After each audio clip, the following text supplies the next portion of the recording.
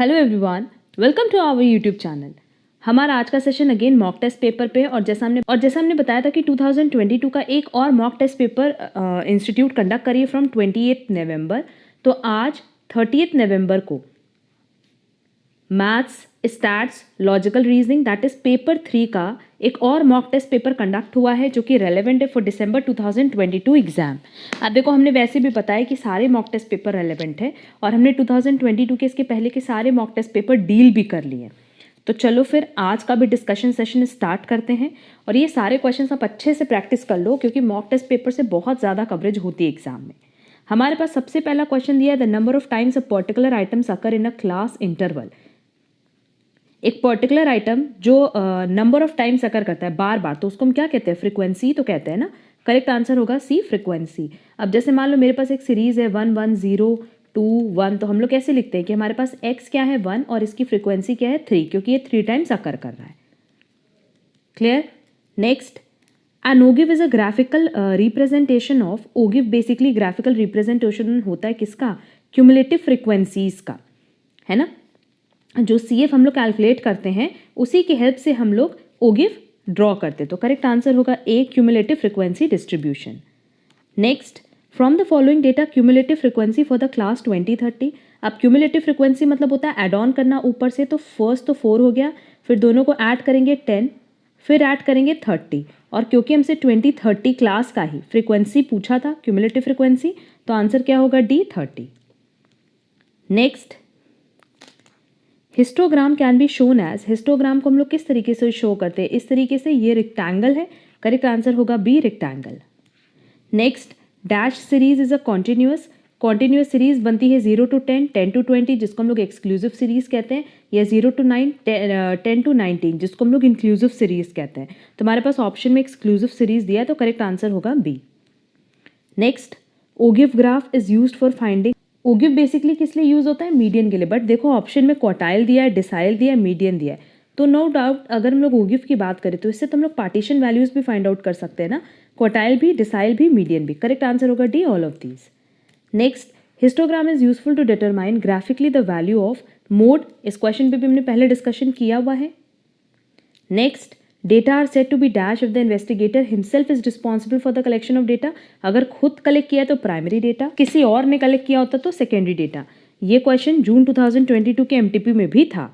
A suitable graph for representing the portioning of total into sub parts, जो छोटे छोटे parts में बांटते हैं, तो ऐसा हम लोग कहाँ करते हैं? पाई चार्ट में और पाई डायग्राम में। तो करेक्ट आंसर होगा B, pie chart. Next, the arithmetic mean of 15 observation is 9, ठीक है। आगे लिखा है the arithmetic mean of first 9 observation is 11 and then arithmetic mean of remaining observation is, अब अगर 15 में से 9 ऑब्जर्वेशन का तो मीन दिया है और बाकी 6 ऑब्जर्वेशन का हम लोग को मीन निकालना है, तो अब यहाँ पे सीधे कंबाइंड मीन का फॉर्मूला अप्लाई करें। कंबाइंड मीन कितना है? 9 is equal to first 9 observation का मीन है 11 और नेक्स्ट 6 ऑब्जर्वेशन का मीन हम लोगों को निकालना है, ठीक है। Divided by 15 observation, cross multiply करते ही हमारा आंसर आ जाएगा, मीन की वैल्यू आ जाएगी 6, दैट इज करेक्ट आंसर होगा बी, 6, कि नेक्स्ट 6 ऑब्जर्वेशन का जो मीन होगा वो होगा 6। Next, in a moderately skewed distribution the values of mean and median given है, तो मोड की क्या वैल्यू होगी? इसका एक फॉर्मूला जो हमने लर्न कराया वो है mean minus mode is equal to 3 mean minus median. देख लो, जिसकी वैल्यू दी है पुट कर दो। मीन दिया है 12 minus mode is equal to 3, mean है 12 minus median. 12 minus mode is equal to 4 multiply by 3 कितना हो जाएगा? 12, तो मोड की वैल्यू कितनी आ गई? 12 minus 12, 0, that is correct answer होगा ए, 0। Next, which of the following is positional average, positional average किसको कहते हैं? मीडियन को, और ये हमने अपने कॉन्सेप्ट डिस्कशन सेशन में बताए हैं। फॉर अ सिमेट्रिक डिस्ट्रीब्यूशन हमेशा मीन किसके बराबर होता है? मीडियन के, और ये किसके बराबर होता है? मोड के। करेक्ट आंसर होगा A. For the distribution value of median is, अब मीडियन की वैल्यू निकालनी है तो सबसे पहले क्या करना होगा? CF निकालना होगा, जो कि हो जाएगा 6, 15, 25, 39, 51, 59। बस अब n/2 करके निकाल लो। n/2 कितना हो जाएगा? 59/2, और इसको फर्दर सॉल्व करने पे आएगा 29.5 जो कि लाई कर रहा है 4 में, तो करेक्ट आंसर होगा सी 4। नेक्स्ट हमसे क्वार्टाइल डेविएशन पूछा है जहाँ हमारे पास 6 नंबर्स दिए, तो सबसे पहले आप इसको असेंडिंग ऑर्डर में अरेंज कर लो 8, 15, 36, 38, 40, 41। मेरे पास क्वार्टाइल 1 क्या हो जाएगा 1 और नंबर ऑफ ऑब्जर्वेशन है 6 + 1/4 दैट इज 7/4 टर्म, और हम इसको फर्दर सॉल्व करेंगे तो ये हो जाएगा 1.75 टर्म। अब मेरे पास जो फर्स्ट टर्म है वो है 8 प्लस इसको कैसे सॉल्व करते हैं 0.75 second term minus first term, तो ये हो जाएगा 15 - 8 दैट इज 7। तो आप इसको सॉल्व करोगे तो आंसर आएगा आपका, जो वैल्यू आएगी वो आएगी 13.25। तो Q1 आ गया 13.25। इसी तरीके से आप Q3 भी कैलकुलेट कर लेना जो कि आएगा 40.25।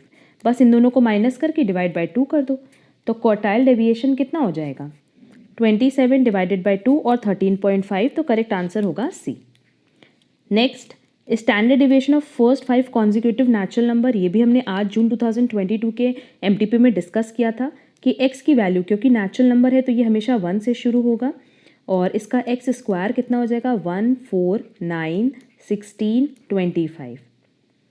जब आप इसका टोटल करोगे तो आएगा 15 और इसका टोटल करोगे 55। तो मेरे पास स्टैंडर्ड डेविएशन कितना हो जाएगा 55 divided by 5 minus 15 divided by 5 का स्क्वायर, और हम कह सकते हैं 11 - 9 और √2, तो करेक्ट आंसर होगा डी। नेक्स्ट ये क्वेश्चन भी डिस्कस किया हुआ है, if the profit of a company remain same for the last 10 months, तो स्टैंडर्ड डेविएशन क्या होगा 0 होगा। Next coefficient of quartile deviation is 1/4, तो Q3 डिवाइडेड बाय Q1 क्या होगा। अब कोएफिशिएंट ऑफ क्वार्टाइल डेविएशन मतलब होता है Q3 - Q1 divided by Q3 + Q1, इसकी वैल्यू दी है 1/4, क्रॉस मल्टीप्लिकेशन कर दो 4Q3 - 4Q1 is equal to Q3 + Q1 और 3Q3 is equal to 5Q1, है ना। अब हमसे क्वेश्चन में Q3 डिवाइडेड बाय Q1 बोला है, तो Q3 डिवाइडेड बाय Q1 कितना हो जाएगा 5 divided by 3, that is correct answer होगा ए।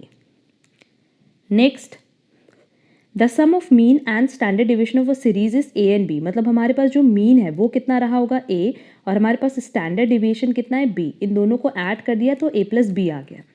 आगे क्वेश्चन में लिखा है कि if we add 2 to each observation of the series then the sum of mean and standard deviation is.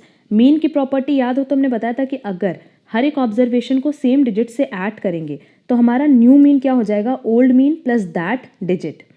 और स्टैंडर्ड डेविएशन में हमने बताया था कि अगर आप सारे ऑब्जर्वेशन को किसी सेम नंबर से ऐड करते हो तो क्या हमारे स्टैंडर्ड डेविएशन में कोई भी चेंज आएगा, नहीं, जो ओल्ड स्टैंडर्ड डेविएशन था वही न्यू स्टैंडर्ड डेविएशन भी होगा। तो जो हमारे पास न्यू मीन आया वो है a + 2 और जो न्यू स्टैंडर्ड डेविएशन है वो है b, तो करेक्ट आंसर क्या होगा a + b + 2।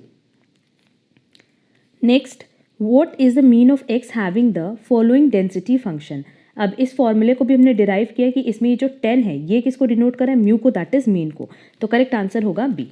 बहुत सिंपल क्वेश्चन थे इस पर्टिकुलर मॉक टेस्ट पेपर में और सारे क्वेश्चंस हमने प्रैक्टिस कराए हुए हैं इसीलिए हम बार बार बोल रहे हैं कि आप हमारे जितने भी सेशंस हमने अपलोड किए हैं, MCQs अपलोड किए हैं, इंस्टीट्यूट की मटेरियल के क्वेश्चंस अपलोड किए और साथ ही साथ जो मॉक टेस्ट पेपर हम डिस्कस कर रहे हैं सब अच्छे से प्रैक्टिस कर लो, मोर देन इनफ है एग्जाम के लिए। नेक्स्ट अगर मेरे पास मीन और वेरिएंस दिया हुआ है तो आपको रिलेशन बताना है पी और क्यू का। मीन क्या होगा 5 होगा और वेरिएंस क्या होगा 3 होगा, तो यहाँ क्यू क्या हो जाएगा 3 डिवाइडेड बाई 5 क्योंकि एनपी की वैल्यू दी है 5। अब क्यू मेरे पास 3/5 आ गया दैट इज 0.60, तो नो डाउट पी क्या होगा 1 में से माइनस कर देंगे 0.40, तो 0.60 बड़ा है 0.40 से, मतलब क्यू हमारा क्या है पी से बड़ा है, तो करेक्ट आंसर होगा B. Next in a Poisson distribution अगर ये वैल्यू दी हुई है तो पॉइजन डिस्ट्रीब्यूशन के पैरामीटर क्या होंगे, और पैरामीटर मतलब m, क्योंकि पॉइजन डिस्ट्रीब्यूशन में एक ही पैरामीटर होता है, तो इसके लिए फॉर्मूला क्या है e⁻⁻m, m⁴ divided by 4 factorial is equal to e⁻⁻m, m⁵ divided by 5 factorial होगा, जिसको हम 5 × 4 फैक्टोरियल लिख रहे हैं। ये कट गया, ये भी कट गया और ये कटेगा, वैल्यू क्या बचेगी m, तो m की वैल्यू कितनी आ गई 5, दैट इज करेक्ट आंसर होगा D. Next area between -1.96 to 1.96 normal distribution में कितना एरिया होता है 95%। Two events A and B are such that they do not occur simultaneously, मतलब अगर वो एक साथ अकर नहीं करेंगे, जैसे अगर मान लो हमने कॉइन टॉस किया तो चाहे तो हेड आएगा चाहे तो टेल आएगा, इसको हम कहते हैं mutually exclusive event. Next, if a coin is tossed 5 times then the probability of getting tail and head occurs alternatively। तो देखो अगर एक कॉइन हम टॉस करें, मान लो पहली बार हेड आया तो फिर टेल फिर हेड फिर टेल फिर हेड, ये बोल रहा है या कह रहा है पहले टेल फिर हेड फिर टेल फिर हेड फिर टेल, यही ना बोल रहा है। और क्योंकि अगर हम लोग एक कॉइन को 5 टाइम टॉस करेंगे, जो टोटल नंबर ऑफ प्रोबेबिलिटी होगी वो कितनी होगी 2 multiply by 2 multiply by 2 multiply by 2 multiply by 2 that is 32। अब इस 32 में से ये ऑल्टरनेट आने के चांसेस क्या हैं, टेल हेड या हेड टेल, दो ही बार है, तो करेक्ट आंसर क्या हो जाएगा 2 डिवाइडेड बाय 32, और हम कह सकते हैं 1/16, जो कि हमारे पास ऑप्शन बी में दिया है, तो करेक्ट आंसर होगा 1/16।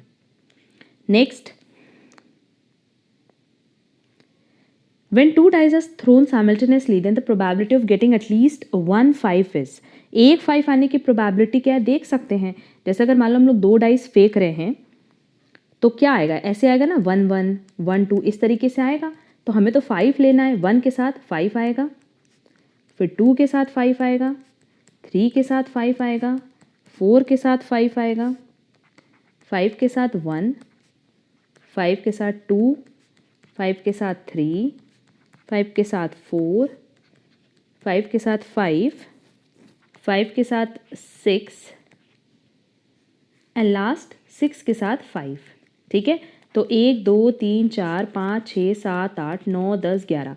अब देखो क्योंकि हमसे प्रोबेबिलिटी क्या पूछा था ऑफ गेटिंग एटलीस्ट 1 5, एटलीस्ट मतलब एक या एक से ज़्यादा, तो ये नंबर ऑफ टाइम्स कितनी बार अकर कर रहा है, मतलब ऐसी सिचुएशन कितनी बार अराइज हो रही है 11 टाइम्स की 5 एक बार या एक बार से ज़्यादा आ रहा है। और अगर हम 2 डाइस फेंकेंगे तो नो डाउट 6 मल्टीप्लाई बाय 6 हो जाएगा, तो ये हो जाएगा 36। तो ओवरऑल जो आंसर आएगा वो कितना आएगा 11/36 की टोटल नंबर ऑफ आउटकम्स कितने हैं 36, और उसमें से जो फेवरेबल आउटकम्स है वो है 11, तो करेक्ट आंसर होगा A. Next, the probability that a leap year has 53 Wednesday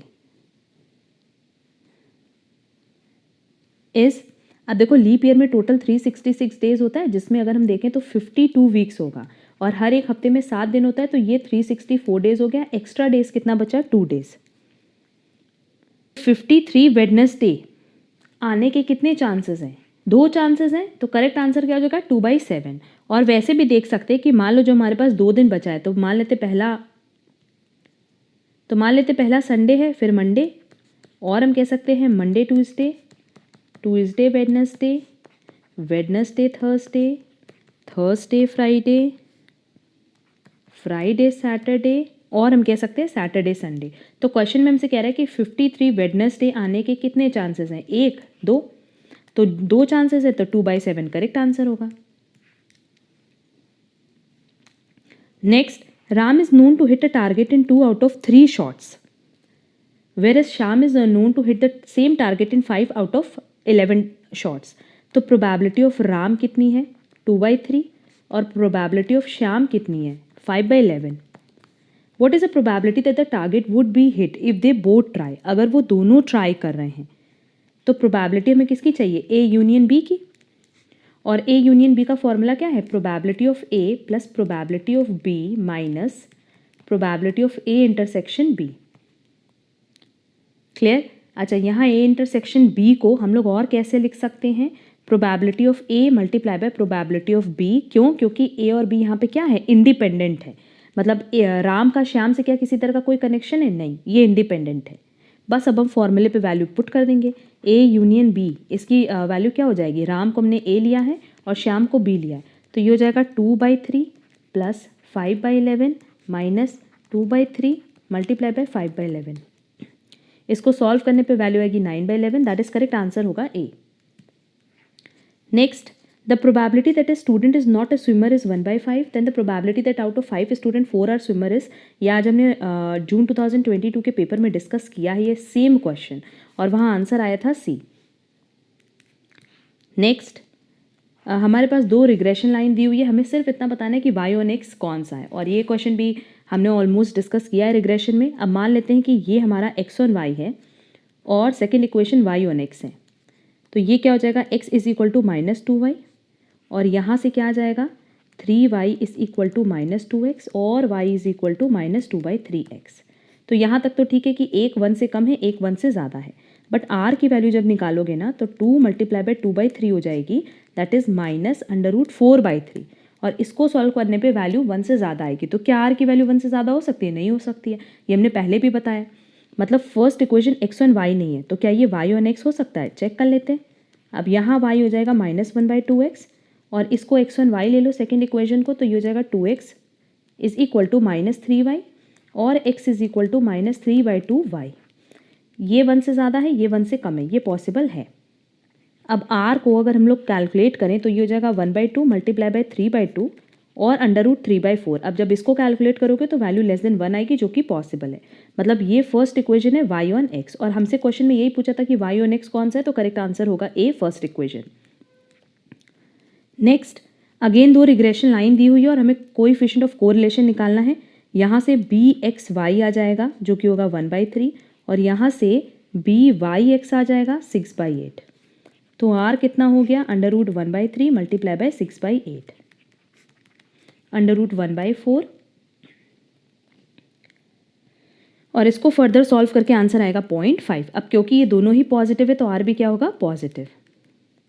next, arithmetic mean of regression coefficient, हमने बताया था कि अगर bxy byx का एड अरिथमेटिक मीन निकालें तो ये हमेशा r से, that is coefficient of correlation से ज़्यादा होगा। तो करेक्ट आंसर होगा b, ग्रेटर देन और equal to r। Next, question number 93 भी आज हमने सॉल्व करवाया था जून 2022 के मॉक टेस्ट पेपर में और उसमें हमारा आंसर आया था C4।